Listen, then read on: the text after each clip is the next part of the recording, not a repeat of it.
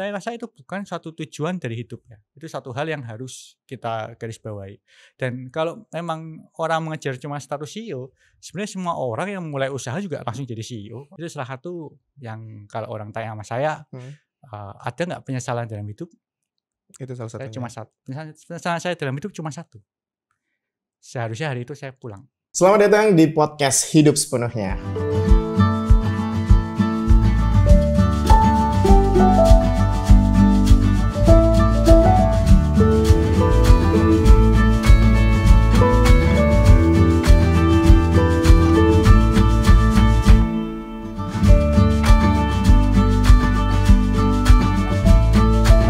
Sudahkah kamu menjalani hidup sepenuhnya?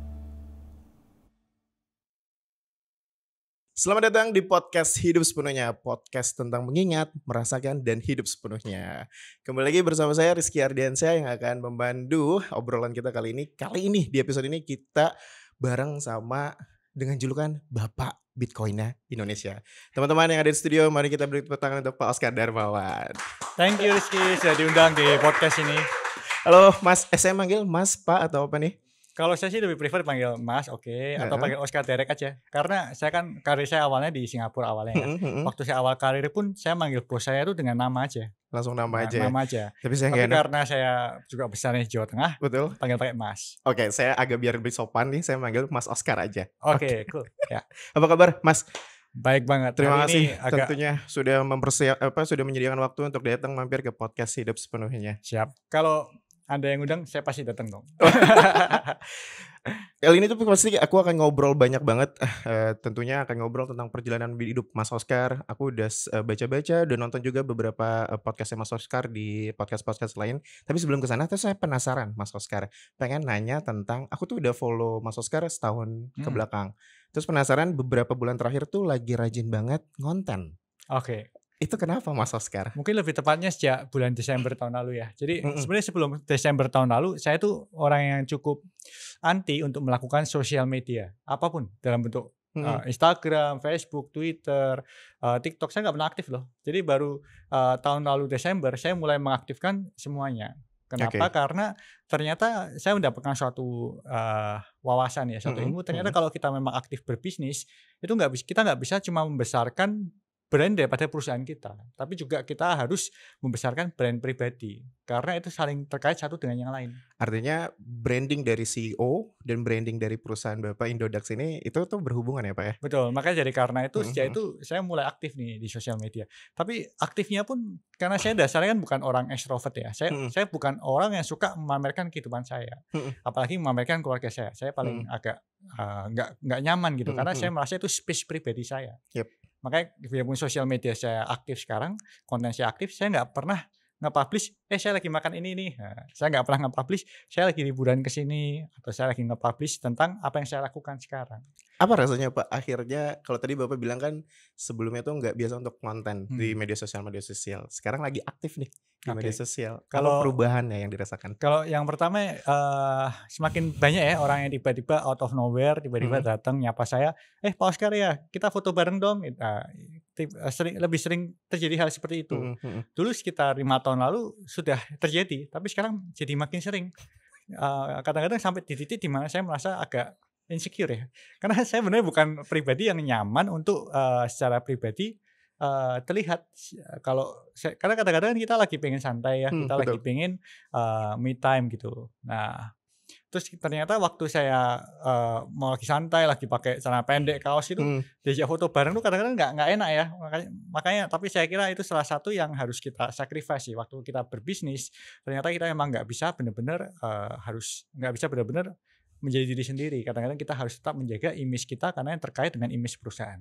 Apalagi di zaman sekarang Mas ya, maksudnya dengan media sosial, kalau dulu mungkin orang-orang itu bisa bersembunyi di balik layar. Sekarang dengan ada media sosial, mau nggak mau CEO itu juga harus tampil juga ya. Saya kira itu yang harus dilakukan nih. Dan saya ngelihat setelah saya aktif di sosial media, ternyata memang memberikan efek positif kepada bisnis-bisnis yang saya bangun. Ya, tapi ternyata satu hal yang menarik, kalau kita memilih aktif di sosial media itu tidak bukan berarti kita harus benar-benar mempublish seluruh kehidupan kita. Betul, Ternyata setuju. kita cukup asal kita men-sharing apa yang kita ketahui, kita men-sharing apa yang kita maui, itu juga sudah termasuk aktif di sosial media kok. Ada value yang dibagi, Pak, Ada ya? value yang dibagikan. Karena sebenarnya kalau kita sudah bicara sosial media itu bukan semata-mata tentang orang pengen melihat apa yang kita makan, Mhm. orang pengen melihat apa yang kita lakukan. Betul, Tapi betul. kadang-kadang orang cuma ingin tahu siapa sih Oscar itu gitu. Nah, untungnya itu masih bisa gitu. Kalau saya dipaksa untuk membagikan apa yang saya makan, bagikan apa yang saya lakukan jam ini, Itu bukan Mas Oscar saya banget sih ya? bukan Bukan banget, Oscar. dan saya nggak nyaman dengan itu gitu. Terus saya agak kaget, Mas, karena saya, baca-baca ternyata Mas Oscar masih muda. Makanya sesuai nih kalau manggil Mas nih, ibaratnya kayak kakak sendiri. Iya dong, saya masih 21 tahun nih. Jiwanya masih 21 tahun ya. Terus, di umur yang masih muda, Mas, apa rasanya akhirnya menjadi seorang CEO di sebuah perusahaan, Indodax? Saya kira kalau kita bicara, status ya, Mhm. status itu, eee, emang keren sih, itu nggak bisa dibantah, itu emang Yap. suatu, prestis, suatu keren, tapi saya rasa itu bukan suatu tujuan dari hidup ya, itu satu hal yang harus kita garis bawahi. Dan kalau memang orang mengejar cuma status CEO, sebenarnya semua orang yang mulai usaha juga langsung jadi CEO kok. Bener nggak sih? Betul. Ya, kalau misalnya, Anda buka toko online pun karyawannya cuma 1 orang, yaitu Anda sendiri, Anda juga CEO. Kita bisa ngeklaim diri kita CEO ya, Pak, ya? Yes, karena CEO kan sebenarnya cuma direktur ya. Semua orang pengusaha yang memulai usaha, dia akan menjadi direktur, jadi CEO, Mhm, mhm, mhm. ya. Nah, saya kan dulu memulai karir saya kan dengan, bekerja di Singapura ya. Mhm. Bekerja di Singapura, sekolah di Singapura, kemudian dipecat terus kembali ke Indonesia. Nah, waktu balik ke Indonesia itu kan saya membuat usaha kan. Nah, setelah saya dipecat, kemudian saya jadi CEO. Tapi kok Karena, mulai usaha itu CEO. Jadi kalau ditanya apa rasanya, ya yang pertama saya kira CEO itu bukan benar-benar suatu, prestasi ya. mhm, mhm. CEO itu adalah pilihan hidup di mana Anda memilih untuk memikul tanggung jawab membesarkan perusahaan. Memikul tanggung jawab untuk, bertanggung jawab atas hidup karyawan-karyawan Anda. CEO Tong. kan itu. Ya. Ya, kalau Anda berbicara tentang prestis, bicara tentang, kebanggaan, mungkin kalau saya seorang menteri, saya baru akan mengatakan, "Oh, saya bangga menjadi menteri informasi," misalnya. Tapi kalau tentang CEO, saya lebih merasa bahwa itu tanggung jawab yang kita pilih dan harus kita pikul. Tapi pernah terbayangkan nggak, Pak, dulu waktu kecil aku mulai agak mundur sedikit ke kehidupan, Mas Oscar. Karena kan kadang-kadang pikiran itu kan manifestasi ya, Pak, ya, Hmm, untuk masa depan. ya. Pernah terbayangkan, Pak, dulu pas waktu muda atau pas masih kecil gitu, kayaknya di masa depan saya atau gue ini akan jadi pimpinan dari sebuah perusahaan nih. Ya, terus terang cita-cita saya itu bukan seorang pengusaha. Cita-cita pertama saya bukan pengusaha. Cita-cita kedua saya memang pengusaha. Cita-cita pertama saya adalah jadi dokter. Dokter, Mas? Jadi dokter, karena secara prestasi saya dari SD, SMP maupun SMA, saya ini prestasi saya tertingginya itu kan juara biologi se-Jawa Tengah. Juara biologi se-Jawa Juara Tengah. biologi Jawa Tengah. Terus kemudian, di level Semarang juga saya peringkat ketiga. Oke. Bahkan, ujian akhir nasional, Mhm. IPA saya itu 10 loh, untuk yang biologi. Wow. Karena saya begitu menyukai biologi, menyukai tentang ilmu medis, di level SMP pun bacaan saya adalah secara mengoperasi cesar pada ibu. Dan termasuk, nama-nama latin binatang, organ tubuh, fungsi enzim tubuh, cara operasi yang bukunya di-publish di publik ya, itu saya Mhm. suka baca. Nah, makanya kalau teman-teman saya kenal saya dari SMP, SMA, tahu bahwa saya ingin jadi dokter. Makanya kemudian saya bikin startup pertama saya kan tentang kesehatan. Startup pertama di Indonesia tentang kesehatan itu punya saya, doktersehat.com. Dokter Doktersehat.com yang sekarang doktersehat.com. sudah, di-merger dengan sebuah apotek Mhm. online namanya Farmaku, ya, yang sangat berkembang dengan cukup cukup baik sih, cukup besar. Sebelum saya memutuskan untuk fokus ke Indodax. Tapi kemudian kalau kita bicara mengenai cita-cita saya jadi dokter, eee, pada akhirnya karena saya berusaha untuk, apa namanya, berusaha untuk ini ya, karena ayah saya kan punya keinginan Mhm, untuk anaknya itu sekolah di luar negeri. mhm. Terus terang dengan nilai saya saat itu, dengan, nilai saya di sekolah di Semarang ya, saya yakin kok saya bisa dapat beasiswa untuk di, universitas negeri untuk kedokteran di Jawa Tengah. Kan Universitas Diponegoro terkenal sangat bagus ya. Yap, salah satu. Tapi, ayah saya ingin supaya saya ini kuliah di luar negeri. Karena dia melihat, saudara-saudaranya yang kuliah dan kerja di luar negeri itu jauh lebih enak hidupnya. Dan ayah saya tuh nge-push untuk kalau bisa kamu buka jalan, kamu harus kuliah di luar negeri supaya adik-adik kamu hidupnya juga lebih enak. Bapak tuh jadi salah satu orang yang ngedorong Mas Oscar berarti ya? Betul, Untuk ya ngedorong akhirnya secara positif dan negatif saat bersamaan ya. ada negatif dan Nah, ada positifnya juga, Mas? makanya saat itu saya memutuskan, oh ternyata kalau saya memang harus kuliah di luar negeri, Mhm maka mhm. saya harus mengorbankan cita-cita saya menjadi dokter menjadi sesuatu yang lain. Kan kalau kita kuliah di luar Indonesia, Mhm. profesi yang nggak bisa cuma satu, dokter. Nggak bisa. Oke oke Karena oke. dokter itu belajarnya harus di Indonesia. Kamu belajar di Australia, belajar Singapura, belajar di Malaysia, itu dibawa ke Indonesia nggak bisa saat itu. Saat ini pun masih belum bisa. Artinya saat itu menjadi pilihan yang cukup berat dong ya untuk Mas Oscar? Karena punya keinginan, bahkan punya minat, sampai akhirnya terbukti dengan hasil biologi dapat 10. Apa Pak pertimbangannya saat itu akhirnya kayaknya ambil keputusan untuk kuliah di luar negeri? Menurut saya yang pertama, karena gimana pun seorang anak itu, senakal-nakalnya anak, kadang-kadang anak itu berusaha untuk memuaskan orang tua. Dan menurut saya, saat itu kan hubungan saya dengan orang tua saya antara bagus dan nggak bagus nih. Hmm, Namanya anak laki ya. betul. Nah, dan karena ayah saya itu nge-push saya untuk di luar negeri, biarpun bukan di sekolah yang bagus ya, Mhm. dan lagi di luar negeri bukan sekolah yang bagus Le. Eee, saya melihat ini kesempatan saya juga untuk keluar dari rumah.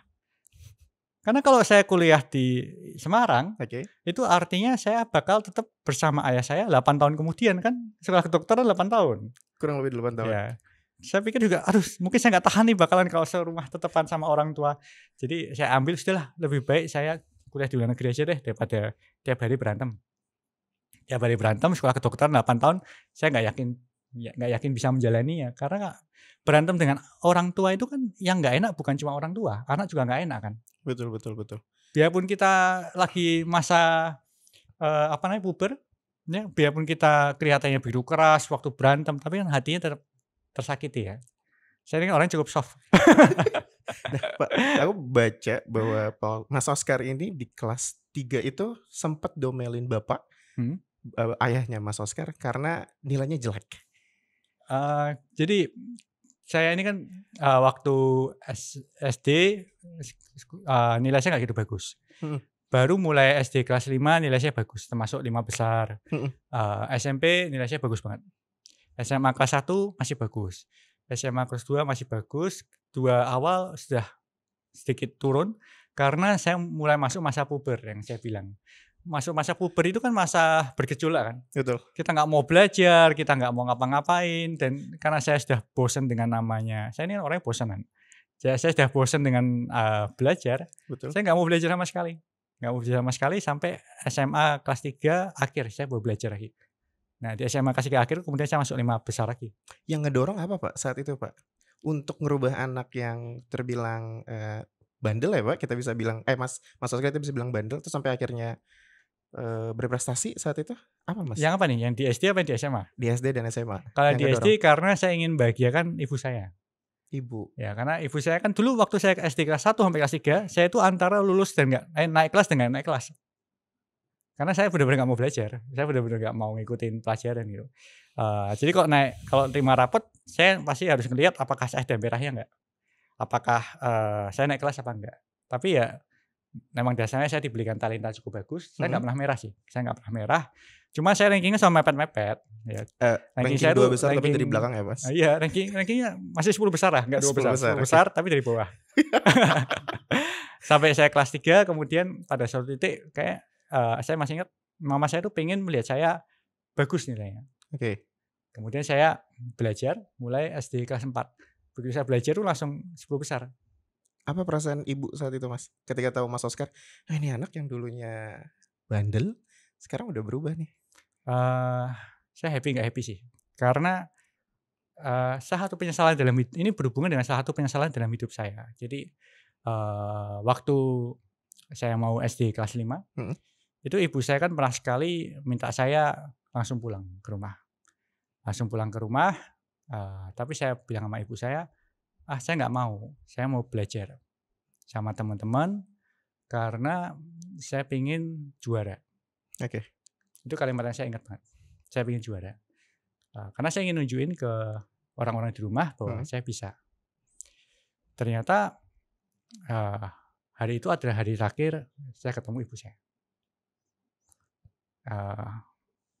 Makanya mungkin itu yang buat saya setelah kejadian itu SD kelas 5, kelas 6, SMP saya proof her kalau saya juara gitu. Tapi she's pass away. Ya tapi pasti beliau bangga sih Pak di atas sana ngelihat Pak Oscar sekarang tentunya.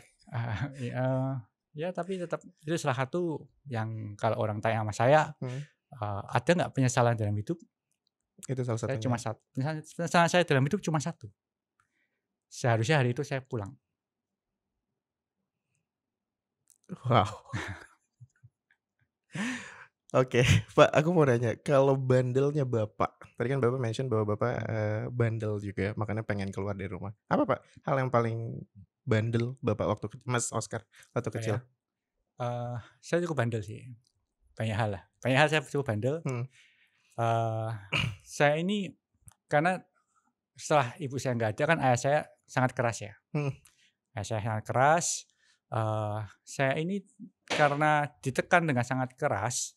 Ditekannya bukan karena ayah saya keras secara fisik ya. Yep. Tapi ayah saya itu tipe yang mencintai anaknya dengan berlebih. Kadang-kadang kalau kamu dicintai dengan sangat luar biasa, kamu merasa pressure. Karena waktu dicintai dengan luar biasa itu kan artinya kamu gerak sedikit salah gitu kan. Gak banyak ruang untuk Gak banyak ruang bergerak. Betul Mas. Nah, akhirnya saya punya sedikit kelainan dalam hal saya itu sempat ada, ini pengakuan nih. Ya oke, Mas Oscar. Ini belum pernah diceritain di mana-mana Mas. Oke. Saya ada sedikit klepto. Oke. Saya ada sedikit klepto. Klepto itu waktu saya SD. Ini juga salah satu yang terjadi, saya pernah ngambil uang di keluarga. Oke. Ya. Tapi untungnya kebiasaan itu berhenti karena saya tertangkap basah. Baru akhirnya tersadar ketika ketangkap. Gimana ketangkapnya Mas? Karena uang anak kecil kalau ngambil uang, itu kan nggak ngerti buat apa ya. Saya takdir teman-teman saya. Terus kemudian kalau di Semarang itu ada yang namanya supir antar jemput. Jadi untuk orang tua yang nggak sempat antar jemput anaknya, ada sewa kayak angkot gitu, tapi untuk khusus antar jemput anaknya sekolah. Nah, satu angkot tuh sekitar 15 anak lah. Nah, supir angkotnya itu yang ngelaporin saya ke orang tua saya. Nah, jadi itu salah satu kenakalan saya lah. Ya. Saya agak kaget baru tahu ternyata Pak Oscar punya kebiasaan lah ya Pak ya. Mas bisa dibilang seperti itu. Nah di season 1 ini Mas kita tuh bicara soal kejutan kebaikan. Bahwa di hidup tuh memang selalu ada hal-hal yang selalu mengejutkan kita, tapi selalu ada kebaikan di dalamnya. Kalau tadi Mas Oscar cerita ada penyesalan di hidup karena waktu itu nggak pulang ketika dipanggil ibu, lalu pernah bandel juga waktu kecil dan hubungan sama ayah itu lumayan keras juga. Tapi ada nggak sih Mas Oscar waktu kecil, mungkin bisa dari SD, SMP atau SMA, kejutan kebaikan yang pernah Mas Oscar alami dalam hidup? Kalau ditanya kebaikan orang yang pernah saya alami dalam hidup, saya pernah mengalami satu kebaikan yang mungkin sampai sekarang saya nggak bisa balas. Ya. Jadi saya ingat banget dalam hidup saya itu agak aneh ya. Saya dari kecil itu sering, saya kan orang Chinese ya, orang Tionghoa ya. Orang tua saya kan orang Chinese punya kebiasaan waktu anak baru lahir itu diramal hidupnya seperti apa.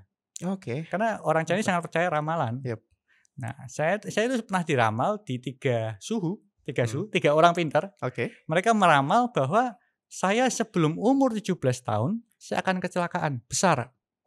Antara saya jadi korbannya atau saya pelakunya.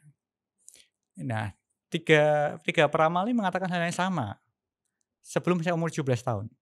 Nah, kemudian orang tua saya itu sangat khawatir karena dia nggak ingin anaknya menjadi korbannya. Kalau bisa malah nggak usah terjadi kecelakaan itu, kok sampai jadi kecelakaan itu, kalau bisa jadi pelakunya lah, jangan jadi korbannya gitu loh.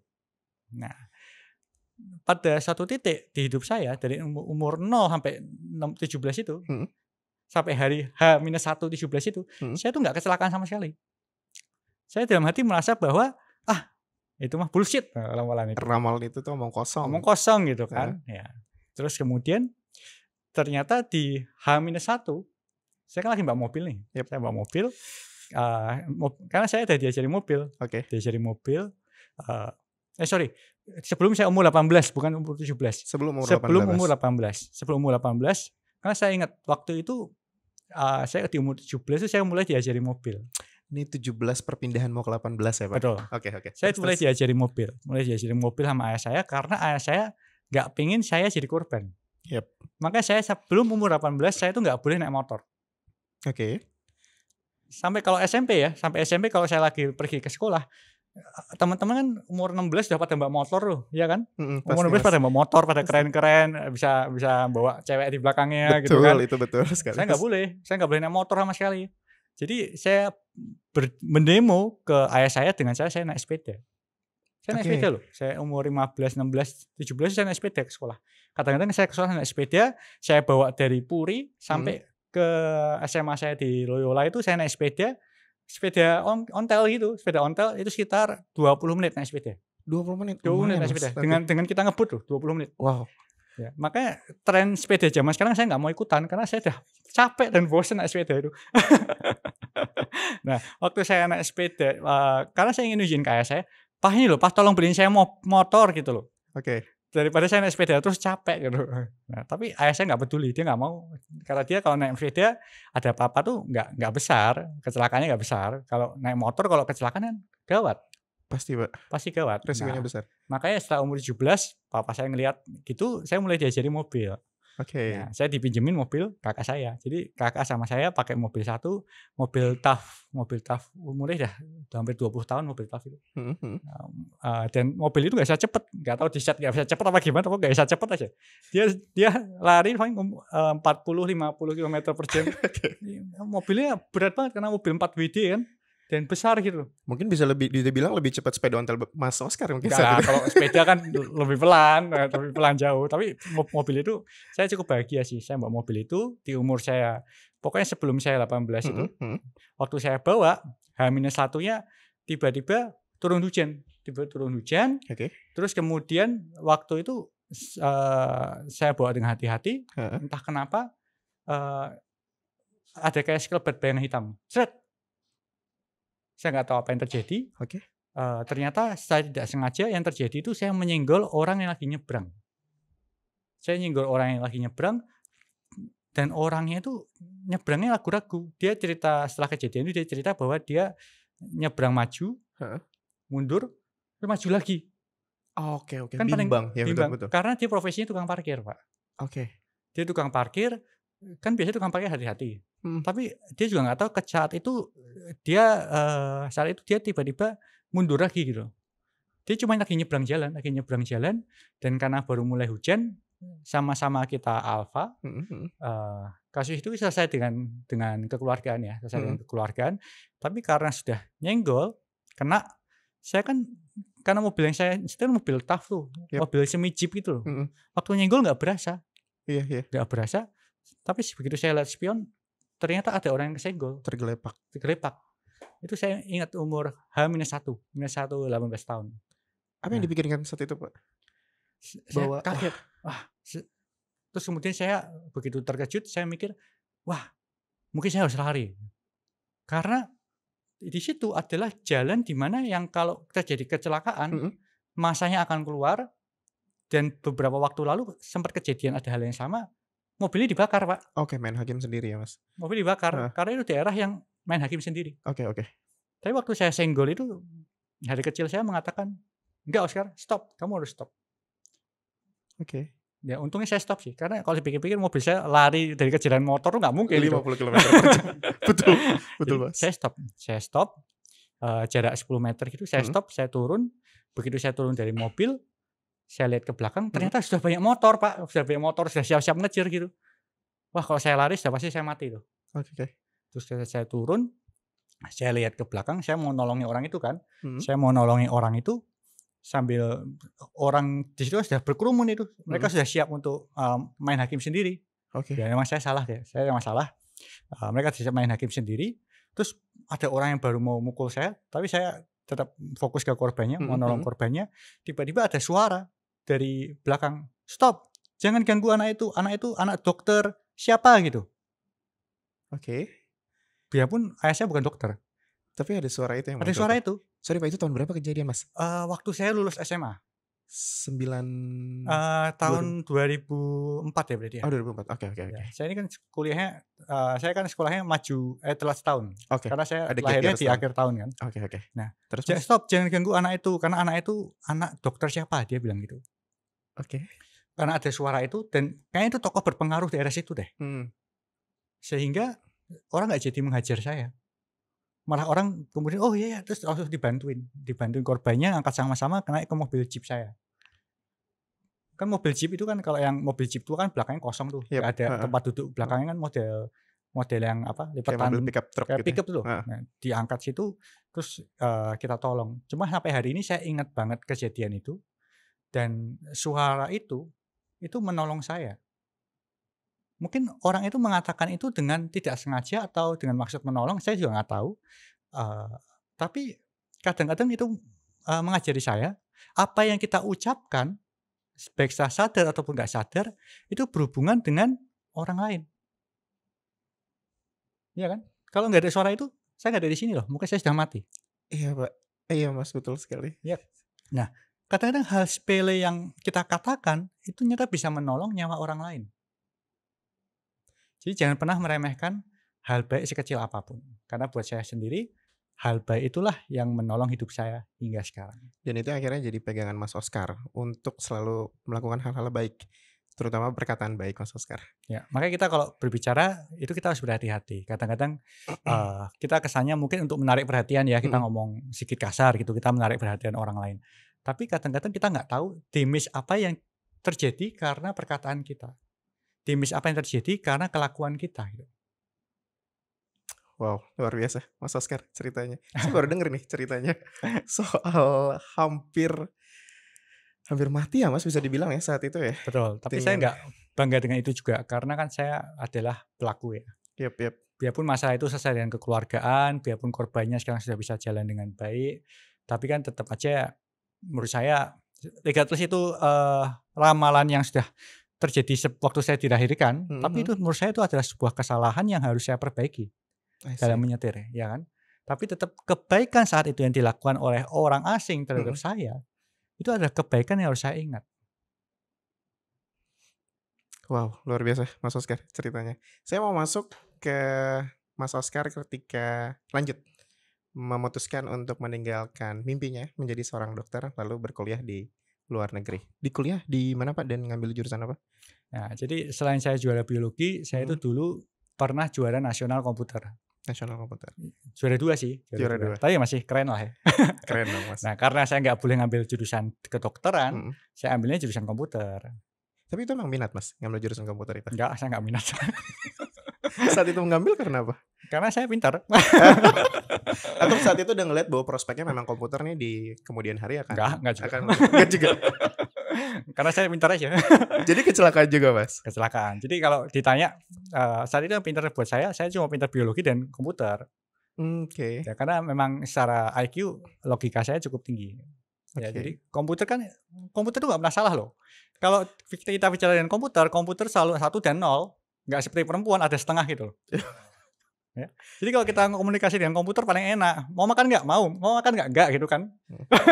Nanti saya akan potong di TikTok Pak Oskar Darmawan. Perempuan lebih kompleks daripada komputer.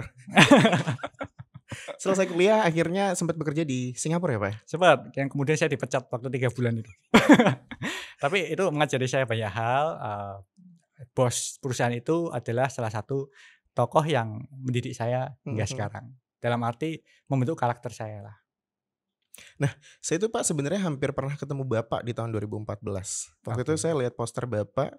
Bapak tuh isi seminar atau isi workshop waktu itu di kampus Universitas Padjadjaran saat itu. Tapi waktu itu masih bitcoin.co.id. Tapi saat 2014 saya masih skeptis. Apa ini Bitcoin? Saya pikir itu. Cuman saya ngerasa saat itu akhirnya jadi mungkin jadi manifestasi pikiran juga kali ya Mas. Saat itu belum ketemu, pada akhirnya kita di 2023 ini akhirnya ketemu. Di kehidupan Mas Oskar, saya pengen nanya. Menurut Mas Oskar, siapa orang atau sosok yang mungkin akhirnya pernah ketemu di perjalanan hidup Mas Oskar yang bisa dibilang jadi apa ya? Jadi referensi untuk Mas Oskar. Jadi referensi ya. Atau bisa dibilang jadi Eee, sosok yang membantu Mas Oscar untuk sampai ada di posisi ini? saya kira ada 3 orang yang menurut saya ada dalam kepala saya waktu ada kalimat itu. Oke, Yang pertama, ayah saya. ayah. Ayah nggak bisa dibantah karena ayahlah yang membentuk dan menjadi target saya untuk dikalahkan pertama kali. Ayah tuh jadi sosok yang harus dikalahkan Iya, pertama kali. karena kalau kita anak laki kan gitu ya, makanya untuk orang-orang yang punya anak laki pasti tahu ya kalau anaknya tuh kalau melihat ayahnya kan sebagai sosok yang ingin disaingi gitu ya, Mhm. atau saya orangnya kompetitif ya, saya juga nggak tahu sih. Tapi waktu saya ngelihat ayah saya merasa bahwa saya harus bisa seperti dia gitu kan. Saya harus bisa lebih baik, even better. Ya, Mas, dalam permainan catur udah pernah ngalahin ayah belum? ya itu salah satu regret saya.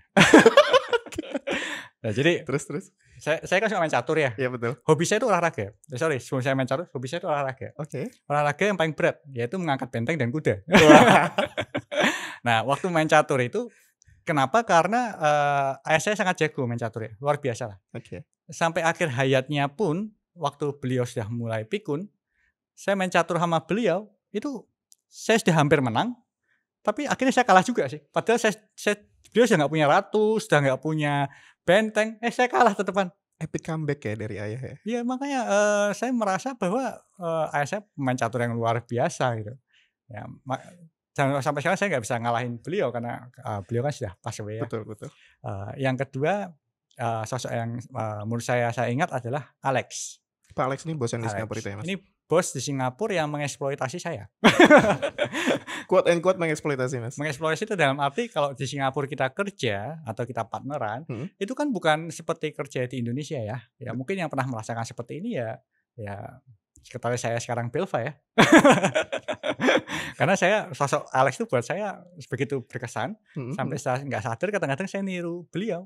Beliau itu ya jam berapa aja, kapan aja bisa manggil saya buat kerja.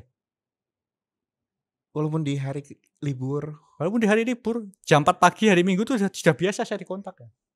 Makanya sampai sekarang saya trauma mendengar suara telepon. Makanya kalau saya tidur telepon itu nggak pernah saya bunyiin, karena kalau ada suara telepon saya Mhm. pasti bangun. Itu jadi autopilot gitu ya, Pak, ya? Autopilot, karena saya kerja di data center kan. Mhm. Jadi suara telepon dari bos saya itu menandakan ada masalah harus segera ditangani dalam 10 menit gitu. Kalau Oke. enggak klien akan komplain gitu. Sosok terakhir, sosok ketiga, Mas? Sosok terakhir adalah Pak Antoni Salim. Pak Antoni Salim? Pak Antoni Salim. Kenapa, Mas? Karena, beliau menurut saya adalah sosok kebapaan berikutnya yang menurut saya biarpun saya dengan beliau kan ketemu baru beberapa kali ya. Tapi saya melihat, dan saya ingin meniru apa yang beliau lakukan gitu. Beliau sangat luar biasa di umurnya yang 70-an, beliau tetap bekerja sebagaimana anak muda. Malah saya bisa bilang beliau bekerja lebih keras daripada anak muda. Saya meeting sama beliau jam 1 pagi. Oke. Ya. Kemudian beliau masih begitu tajam dalam menganalisa bisnis. Dan saya melihat cara kemiripan saya dengan beliau karena beliau itu kan pecinta kerja ya. Beliau menganggap dunianya adalah dunia kerja. Dan saya pribadi juga menganggap bahwa hidup saya itu untuk melayani orang lain dengan cara bekerja. Ya, jadi makanya saya sangat mengagumi sih. Jadi kalau ditanya 3 tokoh yang menurut saya sangat berpengaruh dalam hidup saya, 3 orang ini. Ada ayah, ada Pak Alex yang bos di Singapura, sama ada Pak Antoni Salim. Betul. Apa, Pak, value-value dari masing-masing sosok tersebut? Mungkin Ya. jiwa kompetitifnya Mas Oscar dapat dari ayah mungkin ya? Harusnya ya kan genetik ya. Harusnya ya genetik. Jadi kalau kita bicara dari ayah ya mungkin bakat saya, talenta saya itu datang dari ayah. Itu nggak bisa dibahas. IQ Itu nggak bisa dibantah. betul. Karena sebagai anak kita harus berterima kasih kepada orang tua. Karena modal pertama yang diberikan orang tua adalah IQ kita, adalah kepribadian kita, karakter kita itu kan dibentuk dari keluarga. Setuju Mas. Ya. Yang kedua Alex, karena Alex mengajari saya dalam memulai karir, ya, membentuk karir saya di awal-awal, ya, dan mengenalkan saya bahwa bekerja itu bisa dinikmati. Oke. Apapun kondisinya ya, Mas. Apapun kondisinya. Yang ketiga Pak Antoni Salim, karena beliau menjadi sosok yang menurut saya saya impikan, yang saya lihat bahwa saya ingin menjadi seperti beliau gitu. Di umur 70 tahun masih aktif. Luar biasa itu. Umur 70 tahun masih aktif, bekerja, ya, mempunyai mimpi dan ambisi dan pelayanan. Itu kan luar biasa. Oke. Pas saya mau maju sedikit, terutama kita mau ngebahas soal, bitcoin.co.id. Di 2014 itu saya melihat, bitcoin.co.id itu. Awal mulanya itu gimana sih, Mas? Terus ternyata CTO William itu adalah adik kelasnya Mas Oskar ya, waktu di SMA ya? Betul, karena saya kan memulai sekolah saya terlambat. Oh iya betul. Jadi sebenarnya biarpun umur saya dengan Pak William itu sama, Mhm. tapi saya, karena Pak William itu lebih terlambat dari saya loh. Oke. Lebih terlambat dari saya karena, nanti kawan-kawan coba diinterview ke beliau. Pak William udah, Pak? Udah. Udah. Jadi umur saya dengan Pak William sama. Oke, Saya Mas. terlambat sekolah, dia lebih terlambat lagi. Ya. Kemudian, makanya kalau ditanya, dia emang adik kelas saya tapi seumuran kok. Nah, waktu itu dia memulai blog bitcoin.co.id. Waktu dia memulai blog bitcoin.co.id, Mhm. setelah mendapatkan begitu banyak pengaruh dari Mhm. beliau, saya lama-lama tertarik dengan Bitcoin. Kemudian, karena jiwa yang dilatih oleh Alex dan lain sebagainya ya, Mhm. tadi yang saya sebutkan, saya melihat ini suatu opportunity. Satu opportunity yang di mana saya harus melompat ke situ karena saya lihat ini momennya. Walaupun di awal tuh sempat skeptis ya, Pak, soal Bitcoin Saya itu ya? sempat skeptis. Tapi setelah saya terpengaruh, saya melihat ini adalah momen yang saya harus melakukan, saya ajak Pak William. "Will, bro, yuk kita kembangin usaha bitcoin.co.id ini bukan sekedar blog, bukan sekedar exchange jual beli broker gitu, Mhm. tapi kita ubah menjadi exchange terbesar di Indonesia." Ya, ternyata Bro William pun menganggap hal yang sama. Nah, dari situlah kemudian kita sepakat, lalu kemudian mimpi itu mulai bergulir. Kalau pembagian tugasnya, Pak, kalau saya sebenarnya ngelihat di media sosial nih, Mas Oskar. Mas Oskar lebih banyak, tampil di publiknya, Hmm. terutama hadir di berbagai podcast-podcast. Pak William tuh lebih banyak yang di belakangnya. Kalau saya Iya, lihat, karena saya kalah pintar.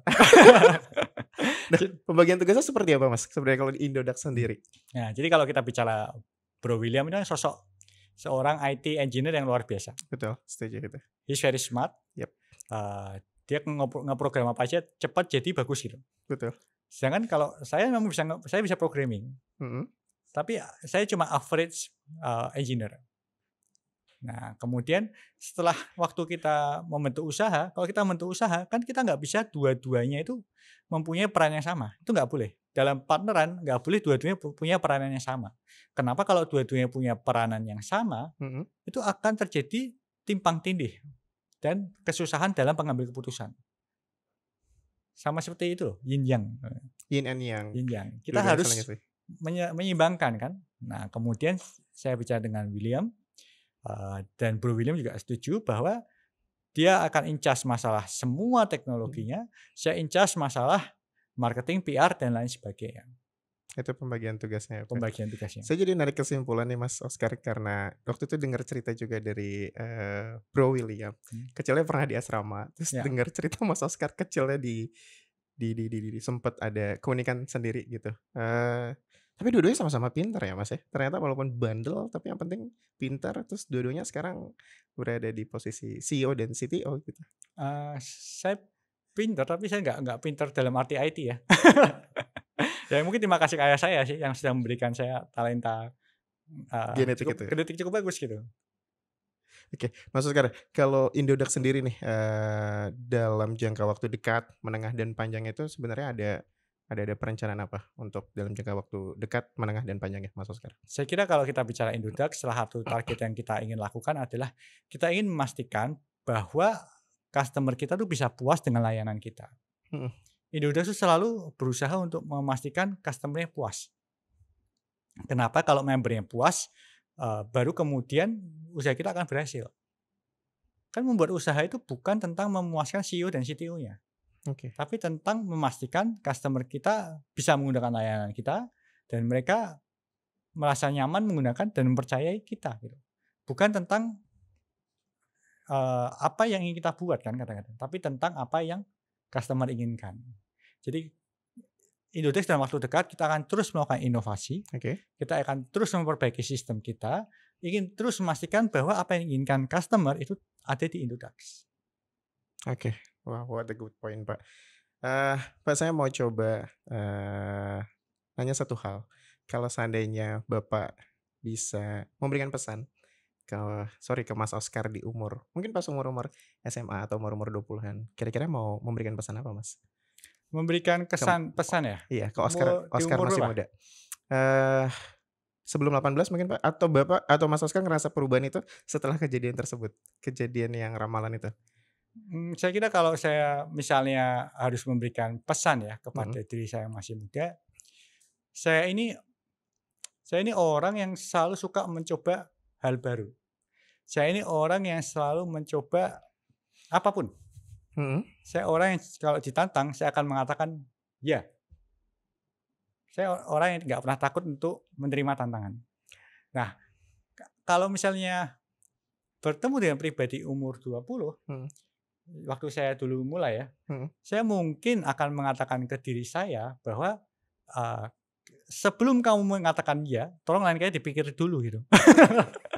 Tapi saya kira biarpun saya ngomong itu ke saya umur 20, Mhm. saya nggak akan mendengarkan. Kenapa? Karena itulah karakter yang membentuk saya hingga sekarang. Jadi kalau kembali ke pertanyaan tadi, saya kira nggak ada pesan yang ingin saya tujukan kepada saya yang umur 20. Mungkin lebih ke ucapan terima kasih ya, Pak, ya? Saya Di ingin umur ucapkan muda. terima kasih di umur saya yang di umur 20 itu untuk terus berani mencoba sesuatu yang baru. Untuk terus berani menjawab tantangan yang ada. Wow, oke, Pak. I have no regret. My regret is only one. When you mother. Yes. Oke.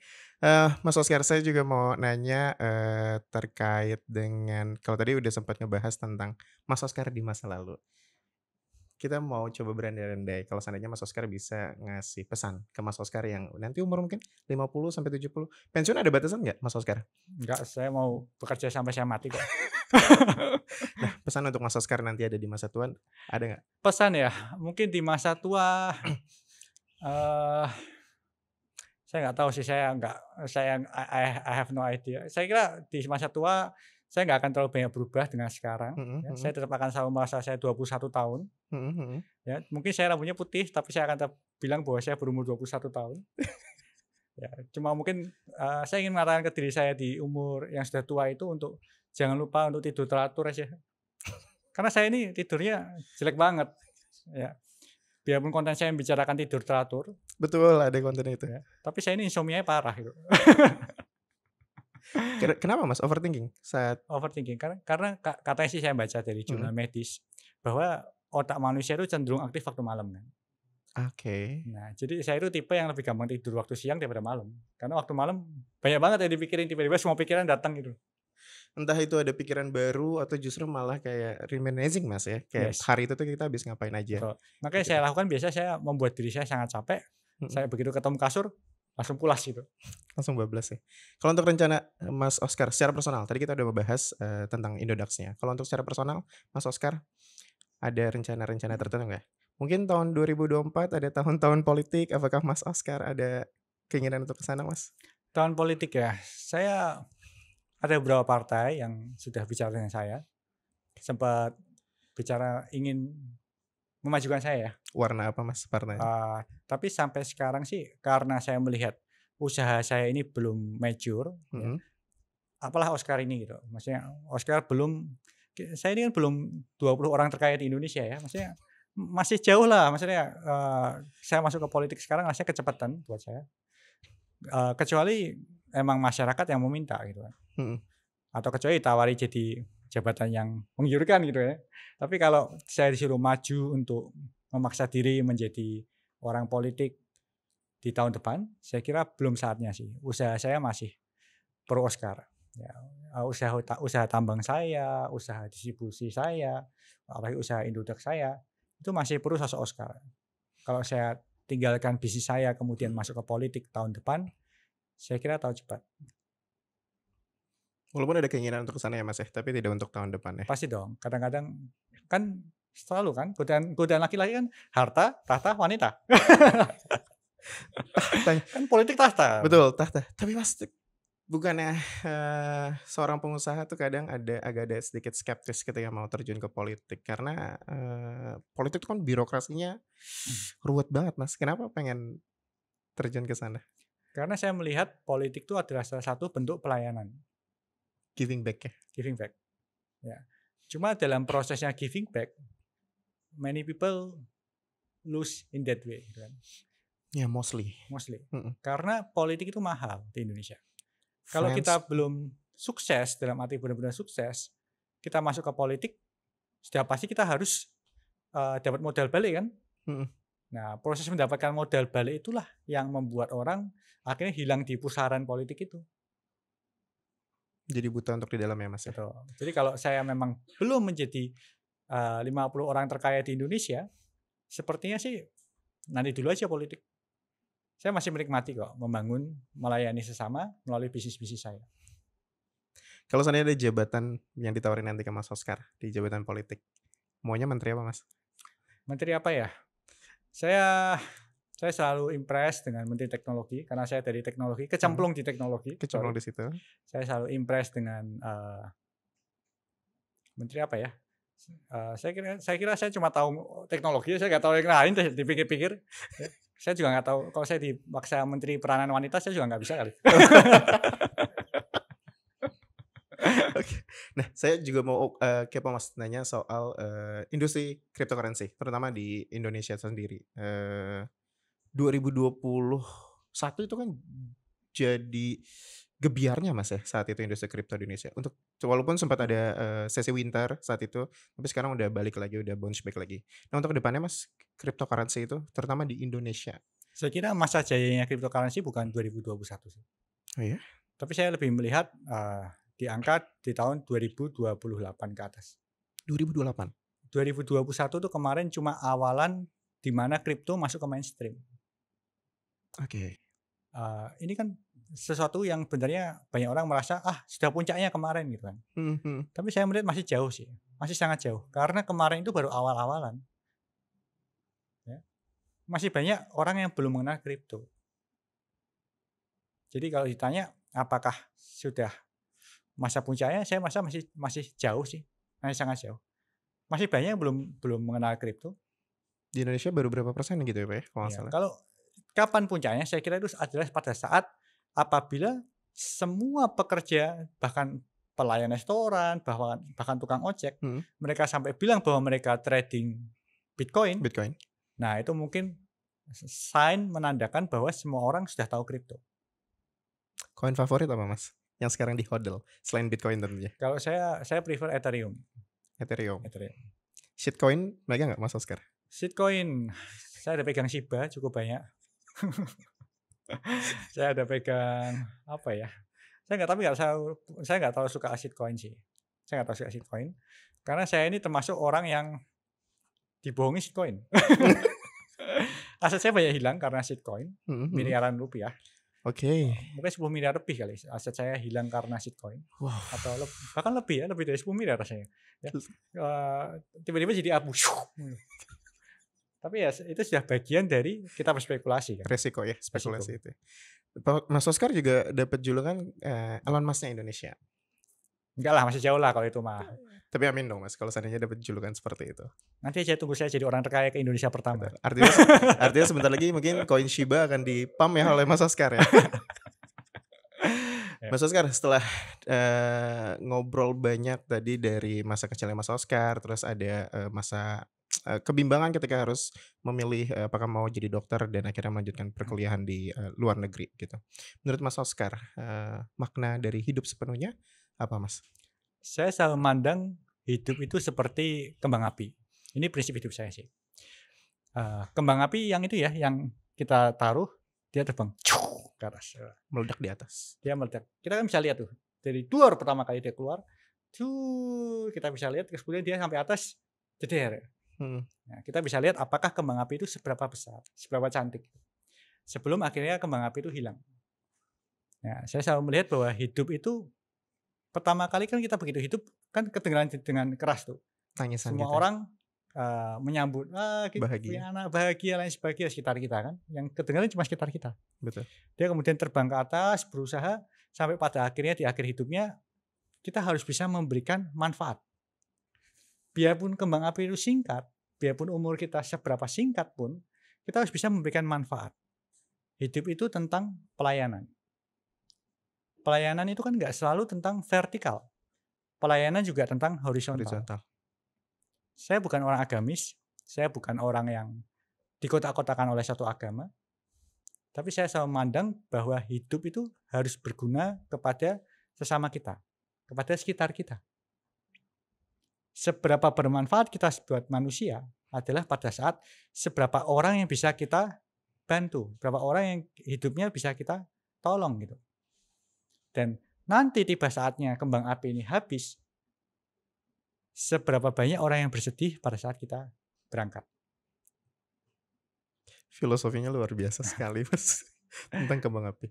Yang saat ini Mas Oskar jalani, hidup yang Mas Oskar pilih, udah hidup sepenuhnya belum Mas? Masih jauh sih, masih jauh. Saya kira masih sangat jauh dari apa yang saya harapkan. Saya orang yang sangat ambisius, tapi saya kira ambisi inilah yang membuat saya mempunyai spirit sangat besar. Saya percaya saya bisa jauh lebih maksimal lagi. Setiap kali saya tidur, sebelum saya tidur saya selalu regret, kenapa ya hari ini saya nggak mengerjakan dengan lebih baik lagi. Tapi kemudian saya tidur, pagi-pagi saya mulai hari dengan saya harus berusaha lebih baik dari kemarin. Dan itulah yang saya jalani setiap hari. Dan itu yang membuat, kadang saya pernah ditanya sama satu orang kan, kalau suatu kali terjadi perang dunia ketiga, akan ada perang dunia ketiga, apa yang akan kamu lakukan gitu kan? Ya, saya akan mengatakan bahwa saya akan bangun dan bekerja seperti biasanya. Karena kita nggak tahu kok, karena saya apalagi kalau terjadi perang dunia atau terjadi hal yang kita nggak mau, kita nggak bisa ngontrol itu. Kan kita belum jadi presiden ya. Kalau kita adalah seorang individu yang apalagi pengusaha, ya kita bekerja seperti biasanya. Itu hint-hint tadi tuh Pak ya, jangan presiden nih Pak Oskar nanti. Nah, saya kira terlalu jauh lah. Terlalu jauh ya. Yang pertama saya ini kan super minoritas ya. Kalau Pak Ahok kan mengatakan dia itu kan minoritas double. Tapi dia orang baik loh Pak Ahok. Nah kalau saya ini super minoritas karena saya juga bukan orang baik gitu. Pak Ahok kan populer ya. Yang pertama saya Chinese. Yang pertama saya nggak dari suku Jawa ya. Terus kemudian saya juga nggak dari mayoritas. Kemudian saya punya pandangan hidup yang mungkin agak melenceng buat banyak orang. Jadi saya kira unik lah Mas, kita bisa dengan keunikan saya terlalu jauh sih kalau saya bermimpi jadi presiden. Tapi yang pasti adalah hidup bermanfaat untuk sesama, terutama orang banyak. Setiap pagi selalu lakukan hal yang biasa aja. Ya, gitu. Saya kira itu lebih penting sih. Oskar Darmawan, teman-teman semuanya tentang hidup sepenuhnya. Terima kasih Mas Oskar telah hadir di podcast Hidup Sepenuhnya. Makasih Rizky. Terima kasih Mas. Sampai bertemu di podcast Hidup Sepenuhnya tentang mengingat, merasakan, dan hidup sepenuhnya. Bye. Sudahkah kamu menjalani hidup sepenuhnya?